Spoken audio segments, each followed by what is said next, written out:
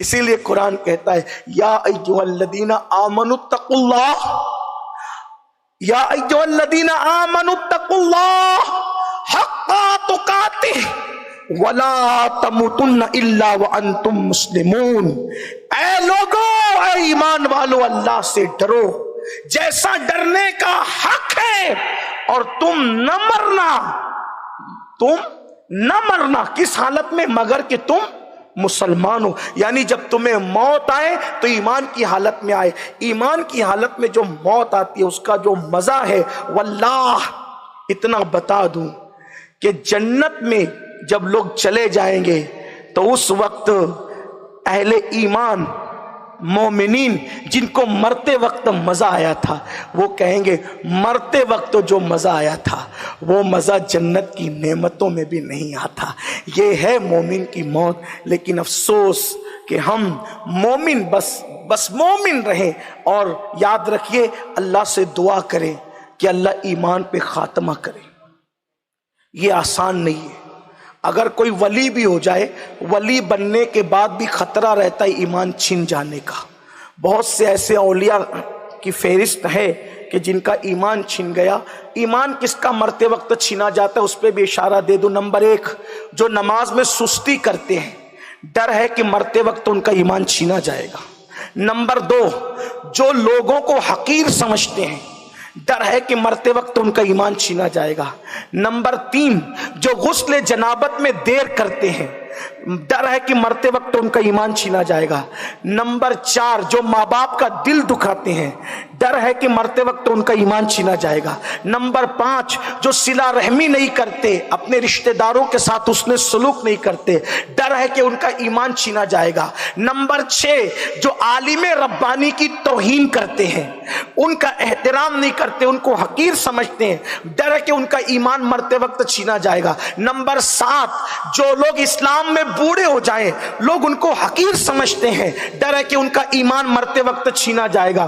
اس لیے یاد رکھو، اور بھی تفصیلات ہیں لیکن یہ چیز میں نے سرسری طور پہ فہرست آپ کے سامنے پیش کر دی۔ اگر ایمان پر دنیا سے جانا ہے تو ان چیزوں کا خیال رکھو۔ اور سب سے بڑی چیز سرکار غوث پاک فرماتے ہیں، جو ایمان پر خاتمے کی فکر نہیں کرتے، مجھے ڈر ہے کہ جب وہ مریں گے تو مرتے وقت تو ان کا ایمان چھینا جائے گا۔ اس لیے اپنے ایمان پہ خاتمے کی فکر کرو، باقی سارا معاملہ اللہ رسول پہ چھوڑ دو۔ خیر ہی خیر انشاءاللہ۔ جتنے مزے ہمارے ہم سنیوں کے ہیں اتنے مزے قیامت میں کسی کے نہیں۔ کیوں؟ اس لیے کہ صد شکر و ہستیں کہ میانے دو کریم، کہ ہم دو کریموں کے درمیان ہے، حق تعالی بھی کریم اور محمد بھی کریم، دو کریموں میں گناہگار کی بن آئی ہے۔ حضرت استاد زمن فرماتے ہیں سر حشر عاصی مزے لے رہے ہیں، سر حشر عاصی مزے لے رہے ہیں۔ کیوں مزے لے رہے ہیں؟ شفاعت کسی کی ہے، جنت کسی کی، شفاعت کسی کی ہے، جنت کسی کی، اور میں ان کے در کا بھکاری ہوں۔ فضل مولا سے حسن فقیر کا جنت میں بسترا ہوگا۔ تو حضور سے وفا کیجئے، ایمان پر خاتمے کی فکر کیجئے۔ امام اہل سنت سید اعلیٰ حضرت فرماتے ہیں کہ میں جتنے ولیوں سے ملا، میں ایک ہی تمنا لوگوں سے دعا کرواتا رہا کہ دعا کرے کہ میرا خاتمہ ایمان پر ہو۔ غوث پاک فرماتے ہیں، کسی نے آپ سے پوچھا عید کے دن بھی آپ روتے نظر آتے ہیں، فرماتے ہیں عبد القادر کی عید اس دن ہوگی جس دن عبد القادر کا خاتمہ ایمان پر ہوگا۔ اس لیے ایمان پر خاتمے کی فکر کریں، ہر دعا کا حصہ بنا لیں کہ اللہ ہمارا خاتمہ ایمان پہ فرمائے۔ کتنا خوش نصیب ہے جسے دنیا قاری ریاض الدین کہتی ہے کہ گئے تو ایمان پر گئے، نعت رسول کا صلہ کیا ملا، اللہ و رسول سے وفا کا صلہ کیا ملا، کہ دنیا سے گئے تو ایمان پر گئے، اور ایمان میں بھی وہ بھی شہادت کی موت۔ جو حالت سفر میں حادثے کی موت مرے تو اس کو کہتے ہیں کہ وہ شہادت کی موت مرتا ہے۔ الحمدللہ سفر میں بھی تھے، مسافر بھی تھے، اور گھر سے بہت دور تھے۔ یہ بھی آپ کو بتا دو مسلمانوں کہ ایمان پر جسے ہم خاتمہ بالخیر کہتے ہیں نا، اس میں لوگوں کی ایک کجی ہے۔ خاتمہ بالخیر کا مطلب لوگ یہ سمجھتے ہیں کہ ایمان پر مرے یہ خاتمہ بالخیر، یقیناً یہ بالخیر تو ہے لیکن مکمل بالخیر نہیں ہے۔ یہ بھی سن لیں، ایمان پہ صرف مر جانا مکمل بالخیر نہیں ہے۔ مکمل خاتمہ بالخیر اس کو کہتے ہیں کہ ایمان پر بھی مرے اور گناہوں میں نہ مرے، غفلت میں نہ مرے، یہ مکمل خاتمہ بالخیر ہے۔ اس لیے دنیا کی دھن سے باہر نکلو، کیونکہ آدمی جس دھن کو لے کر دنیا میں رہتا ہے، مرتے وقت اس کے ذہن میں وہی سارا معاملہ آتا ہے۔ حضرت امام سیوطی لکھتے ہیں کہ ایک بندہ مر رہا تھا تو لوگ اس کو کلمے کی تلقین کر رہے تھے، کلمہ پڑھ کلمہ، وہ کیا کہتا تھا؟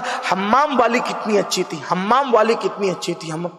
تو اس کے گھر والوں سے لوگوں نے پوچھا بھائی یہ مرتے وقت کہتا ہے حمام والی کتنی اچھی تھی، تو یہ حمام کا کیا معاملہ ہے؟ تو کہا گیا کہ ایک یہ حمام چلاتا تھا اس دور میں، جیسے آج کے دور میں لوگ کلمے وغیرہ کچھ معاملات چلاتے ہیں، اس دور میں حمام ہوتے تھے، لوگ غسل کرنے اس میں آتے تھے، لوگ اس کا پیسہ لیتے تھے، گھر گھر غسل خانے نہیں تھے، تو وہ یہ ہوا کہ ایک عورت آئی ایڈریس پوچھتے ہوئے، تو اس نے اس کو حمام میں داخل کر لیا اور کہا کہ تو اس کا فلاں کا پتہ پوچھ رہی ہے، جبکہ تیرا حسن مجھے بھا گیا، میں تیرے ساتھ زنا کرنا چاہتا ہوں۔ اس نے کہا تو میرے ساتھ کیا کرنا چاہتا ہے؟ میں تیرے ساتھ زنا کرنا چاہتی ہوں، لیکن ایک بات ہے کہ مجھے بھوک لگی ہے، خالی پیٹ زنا کا مزہ کیا آئے گا، کھانا لا تاکہ کھا کر پیٹ بھر کر کے جب بدکاری کریں گے تو پورا پورا مزہ آئے گا۔ وہ اس کے حسن میں ایسا پاگل ہوا کہ وہ اس کو سمجھ نہ سکا، اور اس نے اپنی عزت بچانے کے لیے ہیلا کیا، یہ کھانا لانے گئے حمام سے اور وہ بھاگ گئی وہاں سے۔ تو وہ اس کے دل و دماغ کے اندر ایک تصور اس عورت کا رہتا تھا، تو مرتے وقت اس کی زبان پہ کلمہ نہیں آیا بلکہ حمام والی آئی۔ امام سیوطی فرماتے ایک وقت ایک شخص مر رہا تھا تو کہتا تھا لیمو اتنے کا دوں گا اور اتنے کا دوں گا اور اتنے کا دوں گا، تو لوگوں نے کہا اس کی زبان پہ کلمہ کیوں نہیں آتا؟ کہ یہ لیمو کا بیوپار کرتا تھا، یہ اللہ کی دھن چھوڑ کر ہمیشہ یہ کاروباری کی دھن میں لگا رہتا تھا۔ تو مسلمانوں، کاروبار بھی کرو، بزنس بھی کرو، رشتہ داری بھی کرو، لیکن دل میں اللہ رسول کا جلوہ بسا رہنا چاہیے، کیونکہ دل و دماغ میں جو بسے گا مرتے وقت وہی زبان پر آئے گا۔ اس لیے ہر وقت زبان پہ کلمہ طیبہ ہو، درود شریف ہو، تاکہ دنیا سے جائے تو کلمہ پڑھتے درود شریف پڑھتے جائے۔ اللہ سے دعا ہے اللہ سب سے پہلے مجھ گنہگار پہ رحم فرمائے۔